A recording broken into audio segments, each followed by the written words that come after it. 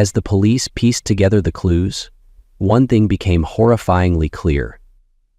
Brian's calm exterior masked a storm brewing beneath.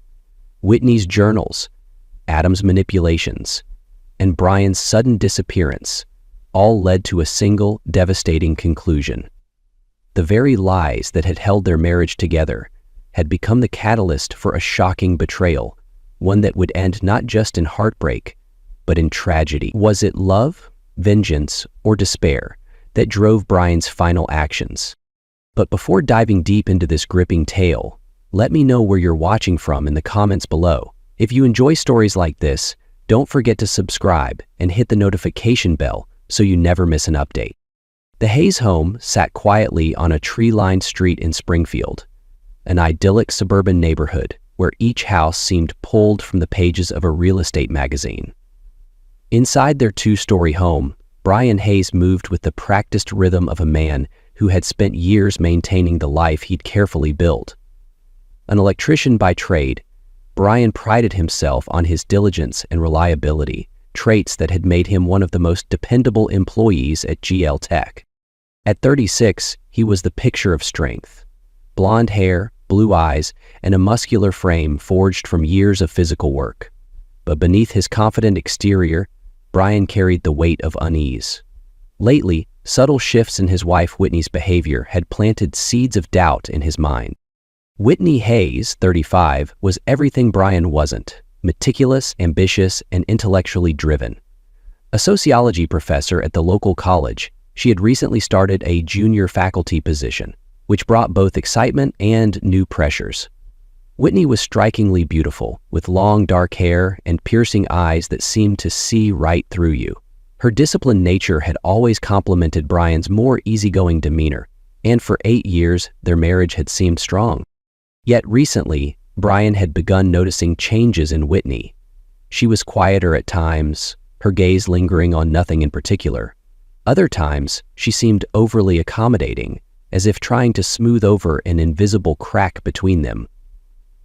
What unsettled him most was her newfound insistence on boundaries, particularly around her upcoming seminar in Cincinnati. She had called it in Cincinnati. "I think it's a great opportunity for you," Brian had said one evening as they cleaned up after dinner. "Maybe I should take a couple of days off and come with you. We could find things to do when you're not at the seminar." Her hands stilling over the sink. "No," she said quickly, her voice sharper than he expected. Catching herself, she softened. "I mean, we've already planned the spring break cruise, remember? Let's save our time together for that." Brian frowned but didn't press. "If you're sure," he said. "Just thought it might be nice." "It will be," she assured him, reaching out to touch his arm. "But this trip is important for my career, and you know how crazy it's been at work. I really need to focus." Her insistence gnawed at him. Whitney had never minded his company before. Why now? As the days passed and the trip approached, Brian couldn't shake the feeling that something was amiss. Whitney prepared meticulously for her seminar, packing well in advance and double-checking her itinerary. To Brian, it felt like she was anticipating something more than just academic workshops. Their relationship, once effortless, had begun to feel strained. While they still laughed over shared memories and talked about starting a family, an unspoken distance lingered. Brian noticed how Whitney avoided eye contact when he asked about her work or her teaching assistant Adam Torres, a name she had mentioned frequently earlier in the semester, but now seemed to avoid entirely. The morning of her departure, Whitney kissed him goodbye with practiced ease, her suitcase already in the car. "Don't forget to eat something other than pizza while I'm gone," she teased, forcing a smile. Brian watched her drive away, the sense of uncertainty settling like a weight in his chest. Alone in the quiet house, he stared at the cruise tickets pinned to their bulletin board. Something about her urgency to keep him away from this trip didn't sit right. He shook his head, dismissing the thought. But as the hours ticked by, the feeling of unease refused to leave, like a shadow stretching over the home they had built together. "None," said Kurt. "None," he said finally. Brian first noticed the shifts in Whitney's behavior weeks before her trip to Cincinnati, but he dismissed them as stress from her new job. She had always been meticulous, but now she seemed almost frantic, planning her days down to the minute, leaving little room for their usual evening conversations. Her words often didn't match her actions. "Don't worry about me," she said one night while sorting through her seminar materials. "I'm just trying to stay organized. Things will settle down after this trip." But Brian wasn't convinced. Whitney had never been this fixated before. Her insistence on attending the seminar alone also felt unusual. When he'd playfully suggested joining her, her sharp refusal had stung. He told himself not to overthink it, but the growing unease in his chest made it impossible to ignore. One evening, just a day before Whitney's departure, Brian came home early from work. The house was eerily quiet, save for the faint hum of the washing machine. Whitney was upstairs, packing her suitcase with precision. She barely looked up when he entered the bedroom. "Hey," Brian said, leaning against the doorframe. "You're really getting everything ready ahead of time, huh?" Whitney smiled without meeting his eyes. "You know me, I hate last-minute rushing." Her tone was light, but her movements were rigid, almost mechanical. Brian watched as she carefully folded a blouse, her fingers lingering on the fabric as though lost in thought. She seemed distant, distracted, in a way that left him feeling like an outsider in his own home. "Did you want me to print anything else for your drive?" he asked, trying to keep the conversation casual. "No, I've got it all covered," she replied quickly. Then, almost as an afterthought, she added, "But thank you, sweetheart." The slight delay in her response, the overcompensating sweetness in her voice, it was enough to send another ripple of doubt through Brian's mind. The next evening, after Whitney left for Cincinnati, Brian found himself standing in their bedroom, staring at her empty dresser. Her presence lingered in the air, but the room felt colder without her. He noticed her travel bag sitting on top of the dresser, the one she'd mentioned forgetting earlier. Curious, he moved to set it aside, intending to stow it neatly in the closet. As he lifted the bag, something caught his eye. A small red leather journal tucked beneath it. Brian froze, his fingers hovering over the journal's brass lock. Whitney had always kept her journals private, rarely mentioning them and never leaving them in plain sight. The discovery felt like a breach of their unspoken trust. Yet the unease he'd felt for weeks pushed him to pick it up. For several minutes, Brian simply stared at the journal, weighing his options. The locked cover seemed to dare him, its brass gleaming under the bedroom light. A part of him wanted to put it back and forget he'd ever seen it. But the questions gnawing at him refused to be silenced. He examined the lock closely, noting its simple design. With a sigh, he set the journal down and headed to the kitchen. He needed time to think. And a beer. By the time he returned, a decision had formed in his mind. If Whitney had nothing to hide, why would the journal be locked? And why had her behavior shifted so drastically? The next morning, Brian visited a specialty store downtown, purchasing an identical red journal with a matching key.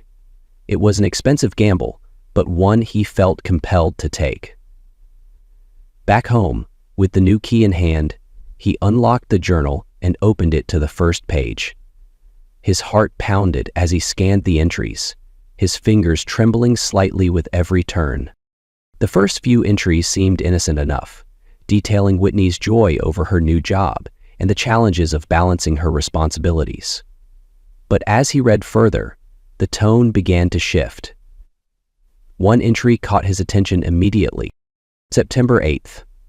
My new assistant, Adam Torres, started today. He's tall, charming, and has a way of commanding attention without trying. The female students adore him. I can't deny he's capable, but I'll need to keep things professional. Brian reread the passage, his pulse quickening. Adam. The name sparked a memory. Whitney had mentioned him frequently earlier in the semester, but hadn't brought him up in weeks. Another entry followed. September 24th. Spent hours working with Adam on readings for class. He's sharper than I expected. I've been thinking about starting a family with Brian, but it's hard to focus on that when work is so overwhelming. Brian's grip tightened on the journal, Whitney's handwriting grew more hurried in the following entries, the lines slanting sharply across the page. The next mention of Adam stopped him cold. October 10th, Adam locked the door today during our meeting. I told him it wasn't appropriate, but he just laughed and said no one would notice. I didn't know how to respond, so I let it go. I feel, conflicted. A knot formed in Brian's stomach as he read on. The tension between Whitney and Adam became palpable in her words. While she expressed guilt and uncertainty, there was an undeniable undercurrent of attraction. Each new revelation felt like a punch to the gut. Brian closed the journal abruptly, his breathing uneven. He stared at the locked cover, his mind racing. The doubts he'd tried to suppress were now glaring truths he couldn't ignore. Whitney was hiding something that threatened to unravel everything they had built. For the first time in their marriage, Brian felt like a stranger in his own life. As he reached for the second journal from the shoebox, his resolve hardened. He needed to know the full truth, no matter the cost. Brian turned the page, his heart sinking as Whitney's words revealed a mind caught between temptation and guilt. At first, the entries showed only faint traces of her internal struggle, subtle hints that grew louder as time passed. September 30th. Adam smiled at me during my lecture again. I frowned, hoping to discourage him, but he didn't look away. After class, he stayed behind to talk. His confidence is unnerving. It's like he knows exactly what he's doing. I told him I'm married, and he just grinned, saying, "Happily, I hope." I should feel insulted, but instead I'm unsettled. The way Whitney's handwriting tilted slightly forward, her normally steady strokes faltering, mirrored her conflicted feelings. By early October, her words took on a more emotional tone, tinged with hesitation and self-reproach. October 16th. I shouldn't have let him close the door. When Adam asked why I seemed distant lately, I laughed it off, but his eyes searched mine like he already knew. Then he hugged me, too long, too tightly, and I didn't pull away fast enough. For a moment, I wondered what it would be like to let go, but the thought left me ashamed. This has to stop. Brian clenched his fists as he read, anger rising alongside an uncomfortable sadness. Whitney wasn't only battling Adam's advances, but her own faltering boundaries. The tone darkened as Adam's behavior grew bolder. October 20th. He locked the door again today, saying he needed privacy to discuss something important. When I asked him to leave it open, he smirked and ignored me. He leaned against my desk and told me I deserved better than Brian. How could he know that? I pushed him away, but the way he looked at me, it's like he's always in control. I hate that part of me liked it. Brian's jaw tightened. The casual dismissal of her protests infuriated him. Whitney's guilt was clear, but so was Adam's manipulative persistence. By November, her entries reflected a growing desperation to regain control. November 9th? Adam crossed another line today. I've tried to tell him we need distance, but he keeps finding reasons to stay close. When I told him this couldn't happen again, he laughed and said, "It already has." He's right. I can't undo what's been done, but I can end this. After the seminar, it's over. As Brian closed the journal, he felt the weight of Whitney's turmoil. Her guilt and Adam's relentless manipulation painted a picture of a relationship spiraling out of control, leaving Brian determined to uncover the truth behind her final plan. Brian sat in the dimly lit kitchen, the journal still on the table in front of him, its words seared into his mind. The clock ticked loudly, a cruel reminder of the hours he had spent agonizing over the revelations. Anger churned in his chest, mingling with a deep, hollow ache that threatened to consume him. For 8 years, he had trusted Whitney implicitly, and now that trust lay shattered. He gripped the edge of the table, his knuckles white, as a singular thought took root. He needed proof. The idea of contacting a private investigator wasn't one Brian reached lightly. For hours he debated, pacing the living room with his phone in hand. A part of him wanted to confront Whitney directly, to demand answers. But what if she lied? What if she denied everything? No, he realized, he needed undeniable evidence. He searched online and found the name of a local firm, Pearsall Investigations. Their tagline promised clarity in the shadows, and clarity was exactly what he craved. When Brian called, his voice was taut, betraying the storm within. Pearsall Investigations, how can we help? A calm, professional voice answered. Brian hesitated, the enormity of his actions weighing heavily on him. Finally, he said, I need evidence of infidelity. My wife, I think she's cheating on me. The receptionist transferred him to Francis Hopkins, a seasoned detective whose steady tone immediately put Brian at ease. Tell me everything, Hopkins urged. Brian recounted what he had read in Whitney's journal, his voice breaking as he described the entries about Adam. Hopkins listened without interruption, then outlined the plan. We'll install discrete cameras in her hotel room and the adjoining room. If she's meeting this man, we'll capture it. Photos and videos. Is that what you're looking for? Yes, Brian whispered, his stomach twisting. The next day, Hopkins called back with confirmation. It's done, he said. We've got photos. I'll email them now. Thank. Brian opened his laptop, his heart hammering in his chest. The first photo showed Whitney entering her hotel room with Adam, his hand lightly brushing her back. Another captured them through a crack in the door, their silhouettes unmistakable. The final photo, the most damning, showed Adam leaning in to kiss her, the intimacy undeniable. Brian stared at the screen, his breath caught in his throat, his vision blurred as tears welled up, but he blinked them away, anger hardening his resolve.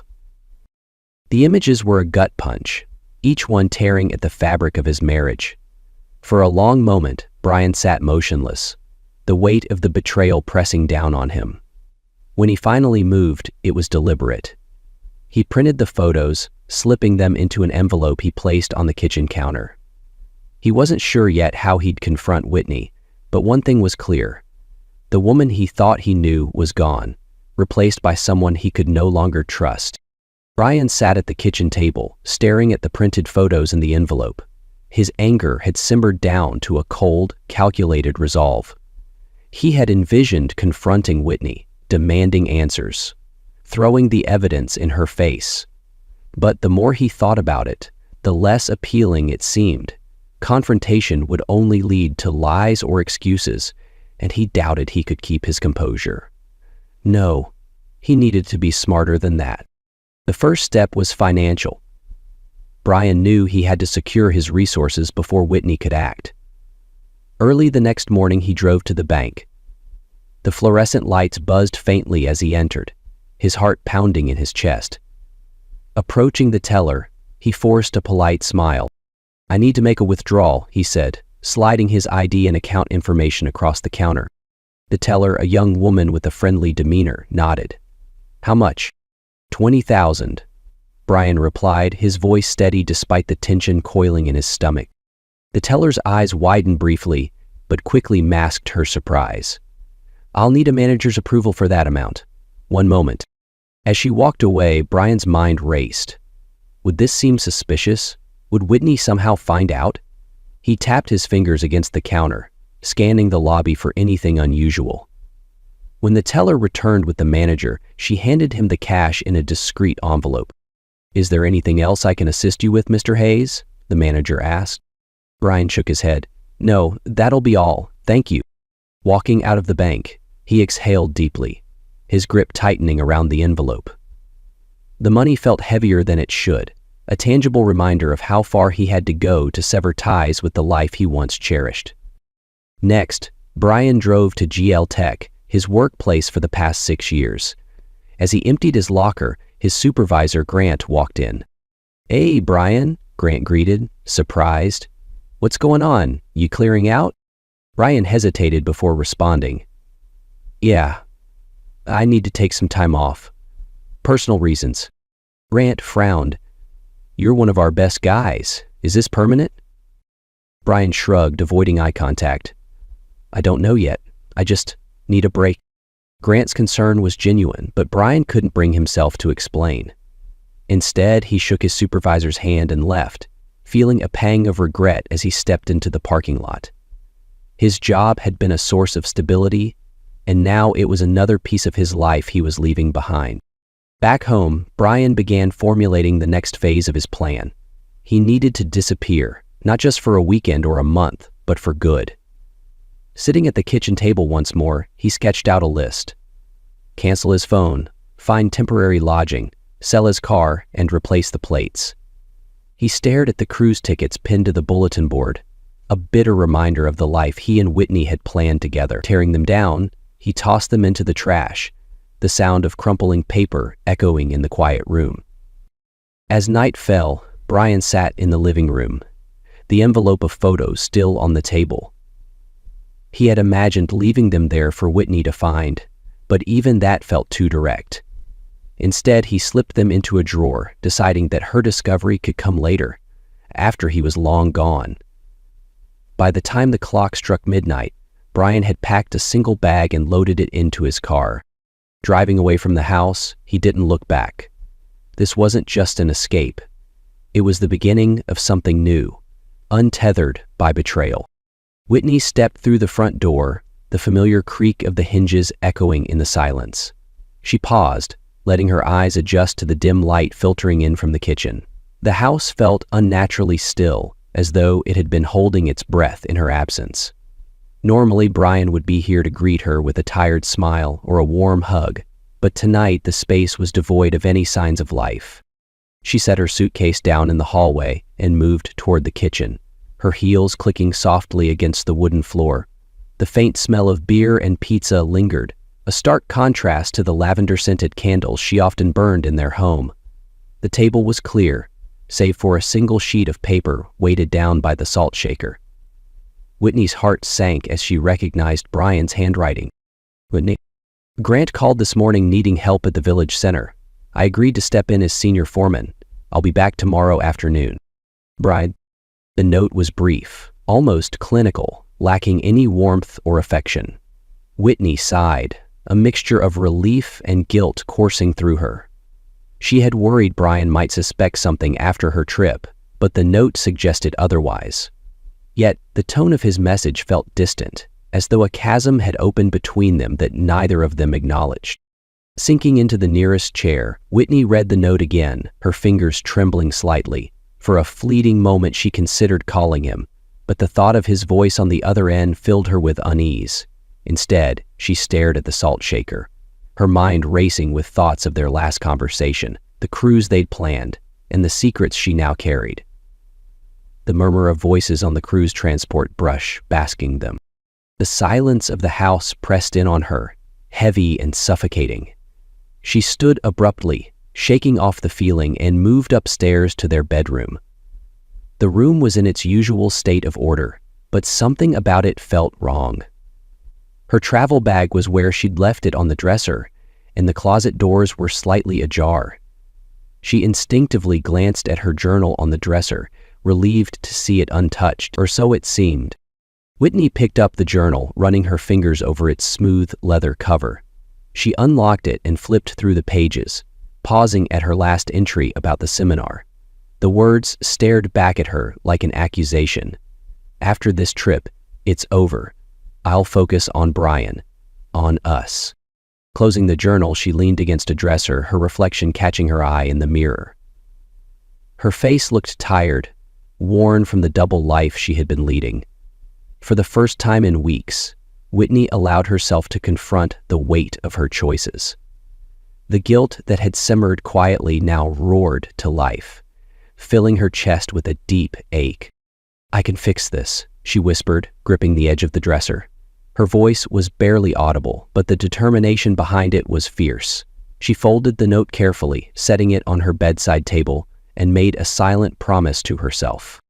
Tomorrow she would talk to Brian. Tomorrow she would tell him everything.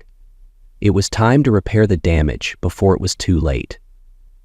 Whitney sat on the edge of the bed, staring into the darkened room, her resolve steadying with each passing moment.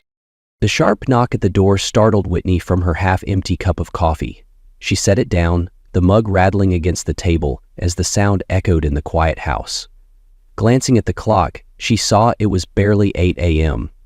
Peering through the window, she noticed a police cruiser parked outside, its lights off but unmistakable. A chill ran through her. Why were the police here? Pulling her robe tighter, Whitney opened the door to find two men, one in a dark suit and the other in a police uniform, standing on the porch. The older man, tall with graying hair, held up a badge. "Mrs. Hayes?" he asked. "Yes, that's me," Whitney replied, her voice uncertain. "I'm Detective Valdez, and this is Officer Santos. May we come in?" Whitney hesitated, her heart pounding. "Is something wrong?" Valdez's expression was professional, but his tone softened. "We need to speak with you regarding Adam Torres." Inside, the air felt heavy as the detective sat at the kitchen table. Whitney clutched her mug, her knuckles whitening as Valdez began. He spoke. "We regret to inform you that Adam Torres was found dead last night. His body was discovered at his residence around 7 p.m. It was a small village in Germany. Whitney froze, her thoughts colliding. Adam? Dead? The shock was quickly replaced by a gnawing guilt. She felt her voice falter as she asked, "How? How did this happen?" Valdez studied her carefully. "That's what we're trying to determine. What we do know is that a call was made to report his murder. The call came from your husband's phone." The words hit her like a physical blow. "Brian," she whispered. "No, that's impossible.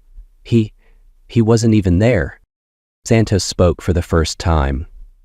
"The phone was traced to Niagara Falls, Ontario, where we also found a discarded pistol matching the caliber of the bullets used in the attack. Witnesses near Adam's residence reported seeing a man matching your husband's description shortly before the estimated time of death." Whitney shook her head, her voice rising. "Brian would never do this. He didn't even know Adam." Valdez leaned forward, his tone calm but firm. "Are you sure? We found photographs near the body, photographs of you and Mr. Torres. They appear to have been taken recently." Whitney's hands trembled and her face paled. The implication was suffocating, but she clung to her denial. "Brian wouldn't hurt anyone. You've got it wrong. Someone must have stolen his phone or set him up."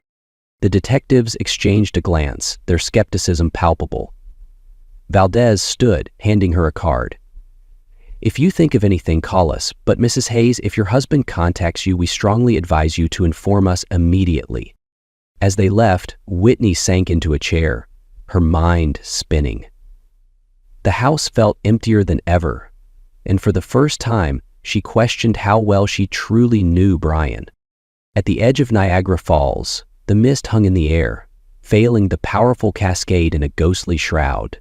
Tourists had long since departed for the evening, leaving the area eerily quiet, except for the thunderous roar of the water. It was here, in the shadows of one of nature's most mesmerizing spectacles, that police discovered the remnants of Bryant Hayes' life. A phone, its battery dead, rested in a trash bin near a parking lot. Beside it lay a worn leather wallet, stripped of its cash but still holding Brian's ID and credit cards.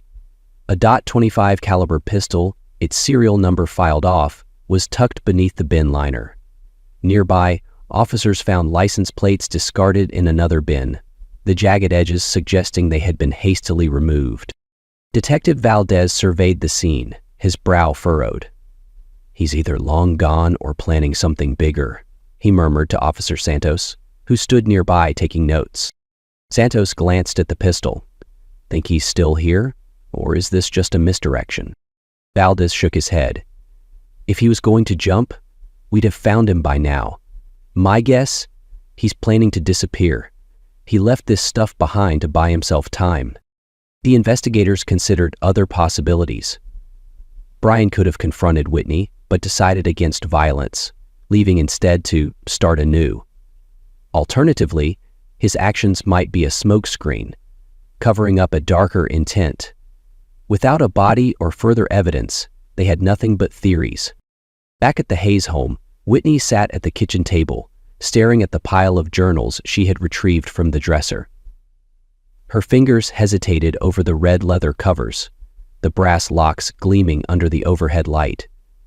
Taking a deep breath, she unlocked the nearest journal and began to read. The words blurred through her tears as she reached the final entries. Whitney's thoughts were raw, her turmoil evident in the haphazard handwriting. She read the same phrases over and over. "I hate what I've become. Brian deserves better. After this seminar, I'll end it. I'll focus on us." Whitney's hand trembled as she turned the pages, each one a knife twisting deeper into her heart. She could no longer deny her role in the unraveling of her marriage. It wasn't just Adam's persistence or Brian's distance. It was her choices, her failure to draw a line when it mattered. Her breath caught as she read Brian's name, scrawled hastily in a final note. "I love him, but I'm scared he'll never forgive me if he finds out. How can I face him now?" The journal slipped from her grasp, hitting the floor with a dull thud. Whitney pressed her hands to her face, her sobs breaking the silence. Guilt, shame, and despair flooded her, each emotion crashing into her like the relentless flow of Niagara itself. She replayed the moments in her mind, the locked doors, the stolen glances, the excuses she'd told herself to justify crossing the line. "I ruined it," she whispered to the empty room. "I ruined everything." There, she stood abruptly, her chair screeching against the floor. Her reflection caught her eye in the window, disheveled, tear-streaked, unrecognizable. In a surge of anger, she swept the journals from the table, sending them scattering across the floor. The sound echoed, then faded into silence. As the minutes passed, her rage gave way to exhaustion. Whitney sank to the floor, clutching one of the journals to her chest. She sat there for hours, staring blankly at the wall, unable to move, her mind replaying every misstep that had led to this moment. Eventually, the dawn's light began to filter through the curtains. Whitney dragged herself to her feet, her body heavy with regret. She returned the journals to the dresser and stared at her reflection in the mirror. Her voice was hoarse, but her words were firm. "I'll face whatever comes next. I owe him that much." With her decision made, Whitney took a deep breath and walked toward the kitchen. The phone on the counter loomed, a connection to the husband she might never see again. She didn't know if Brian would ever forgive her, or if she'd ever forgive herself. But she resolved to try. The search for Brian Hayes stretched across days, then weeks, yet yielded little more than unanswered questions. Niagara Falls remained the last confirmed trace of him. Surveillance footage showed his car entering the border checkpoint, but no record of it leaving. Local law enforcement scoured nearby motels, parks, and roadsides, but each lead ended in frustration. The discarded phone and wallet offered no insight into his plans, leaving investigators speculating whether he intended to vanish forever or if something more sinister had occurred. Detective Valdez reviewed the evidence again and again, muttering, "Man like Hayes doesn't just disappear." But with no fresh leads and dwindling resources, the case eventually stalled, fading into the background of other unresolved mysteries. Whitney sat in the stillness of the house, her once meticulous routines now replaced with a hollow aimlessness. Each room seemed to echo with memories of Brian, his laughter, his quiet moments of focus, even the slight creak of his footsteps on the stairs. The journals remained tucked away, but their contents haunted her. Every word she'd written now felt like a dagger aimed at the life they had built together. Her guilt was a constant weight. She avoided her colleagues and friends, unable to face their questions or pity. She found herself replaying conversations with Brian, searching for signs she might have missed, moments she could have handled differently. Their marriage, once a source of comfort and strength, now felt like a jagged wound.